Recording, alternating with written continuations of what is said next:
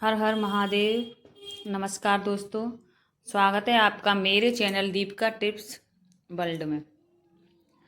अगर आप भगवान भोलेनाथ में विश्वास रखते हैं तो आज की यह वीडियो आपके लिए बहुत ही खास है और ख़ास होने वाली है। कहा जाता है कि महादेव बहुत सरलता से प्रसन्न होने वाले देव हैं।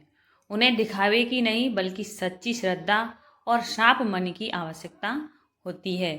और दोस्तों, भगवान भोलेनाथ से पहले कोई भी भगवान इतनी जल्दी सरलता से प्रसन्न नहीं होते। हमारे भगवान भोलेनाथ बहुत ही जल्दी प्रसन्न होते हैं, लेकिन जब वह गुस्सा होते हैं तो गुस्सा भी उनका बहुत भयंकर होता है, लेकिन बहुत जल्दी शांत भी हो जाते हैं। आज हम जानेंगे भोलेनाथ से जुड़े 7 ऐसे आध्यात्मिक उपाय जिन्हें लोग अपनी श्रद्धा और परंपरा के अनुसार अपनाते हैं। साथ ही जानेंगे कुछ ऐसी रहस्यमयी मान्यताएं जिनकी वजह से भगवान शिव को सबसे अलग माना जाता है। तो वीडियो को अंत तक जरूर देखिए, क्योंकि आखिरी उपाय को बहुत शुभ माना जाता है। पहला उपाय, सोमवार को शिवलिंग पर जल अर्पित करें। सोमवार का दिन भगवान शिव को समर्पित माना जाता है। इस दिन सुबह स्नान करके स्वच्छ मन से शिवलिंग पर जल अर्पित करें। जल चढ़ाते समय मन को शांत रखें और अपनी इच्छा महादेव के सामने रखें। यह जरूरी नहीं है कि पूजा बहुत बड़ी हो। शिव जी की पूजा में सच्ची श्रद्धा को सबसे महत्वपूर्ण माना जाता है। आपके पास जितना समय है उतना समय आप पूजा करो, लेकिन मन से श्रद्धा से करो। दूसरा उपाय, शिवलिंग पर बेलपत्र चढ़ाएं और बेलपत्र की 3 पत्तियों वाला बेलपत्र चढ़ाना है। वही सबसे ज़्यादा प्रिय है भगवान को और वही शुभ होता है। बेलपत्र भगवान शिव को प्रिय माना जाता है। अगर आप बेलपत्र चढ़ाते हैं तो उसे साफ करके श्रद्धा पूर्वक शिवलिंग पर अर्पित करें। मान्यता है कि बेलपत्र अर्पित करने से भगवान शिव की कृपा प्राप्त होती है, लेकिन ध्यान रखें, पूजा करते समय किसी भी चीज को केवल लालच या डर के कारण ना करें। पूजा का उद्देश्य मन में शांति और सकारात्मकता लाना होना चाहिए। तीसरा उपाय, शिव मंत्र का जाप करें।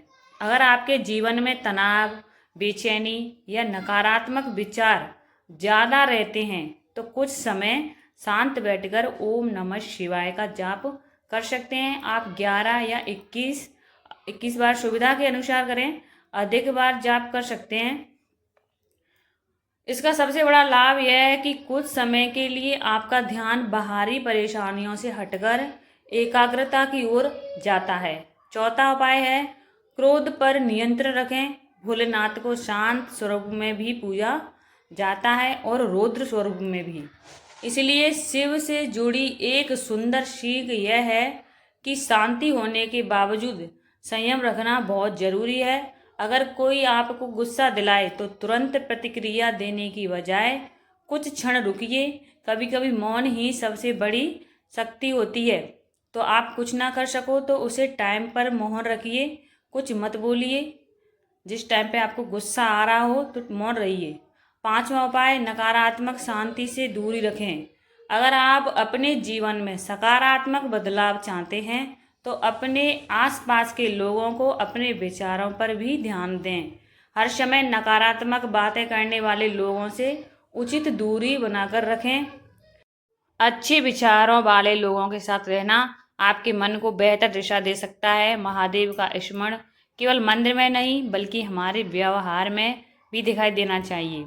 छठा उपाय है, जरूरतमंद की मदद करें। भगवान शिव को करुणा और सरलता का प्रतीक माना जाता है। इसलिए अगर आपकी क्षमता हो तो किसी जरूरतमंद व्यक्ति की मदद करें, सहायता करें। किसी भूखे को भोजन देना, किसी परेशान व्यक्ति की सहायता करना या किसी दुखी इंसान की बात सुन लेना भी अपने आप में बहुत बड़ा मानवीय कार्य है। अगर आप कुछ नहीं कर सकते हैं तो किसी की बातें सुनना और उसको समझाना भी बहुत बड़ी बात होती है। अगर आप सहायता नहीं कर सकते हैं किसी चीज़ की, किसी को कुछ नहीं दे सकते हैं, इतना आपके पास सामर्थ्य नहीं है, तो दूसरों की बातें, किसी दुखी की बातें सुनना भी बहुत बड़ी बात है, आप उनकी बातें भी सुन सकते हैं। याद रखिए, पूजा केवल मंदिर तक सीमित नहीं होती, किसी के चेहरे पर मुस्कान लाना भी एक सुंदर सेवा है। और अब 7वां उपाय सबसे महत्वपूर्ण उपाय है। महादेव से कुछ मांगने से पहले अपने मन को शांत करें।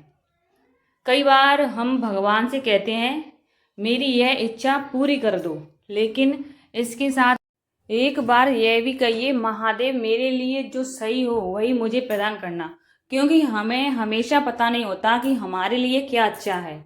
यही विश्वास इंसान को अंदर से मजबूत बनाता है। और अब बात करते हैं भोलेनाथ से जुड़ी एक रहस्यमयी मान्यता की। भगवान शिव का स्वरूप अपने आप में बहुत रहस्यमयी है। जटाओं में गंगा, माथे पर तीसरा नेत्र, गले में सर्प, शरीर पर भस्म और सिर पर चंद्रमा। इन सभी प्रतीकों के पीछे अलग अलग आध्यात्मिक अर्थ बताए जाते हैं। तीसरा नेत्र केवल रहस्य का प्रतीक नहीं माना जाता, बल्कि इसे ज्ञान और अंतर्दृष्टि का प्रतीक भी समझा जाता है। गले का सर्प हमें भय पर नियंत्रण की याद दिलाता है। भस्म जीवन की नश्वरता की याद दिलाती है और चंद्रमा मन की शीतलता का प्रतीक माना जाता है। यानी भोलेनाथ का पूरा स्वरूप हमें जीवन की कई गहरी बातें सिखाता है। दोस्तों, इन उपायों को आप धार्मिक मान्यता और व्यक्तिगत आस्था के रूप में लें। इन्हें किसी बीमारी, आर्थिक समस्या या दूसरी गंभीर परेशानी का निश्चित इलाज ना समझें। अगर आपको यह वीडियो पसंद आया हो तो कमेंट में श्रद्धा से ओम नमः शिवाय जरूर लिखें। और अगर आप चाहते हैं कि मैं भगवान शिव से जुड़े ऐसे ही रहस्यमयी और उपयोगी टिप्स आगे भी लाती रहूं, तो चैनल को सब्सक्राइब और वीडियो को लाइक शेयर करना ना भूलें। हर हर महादेव।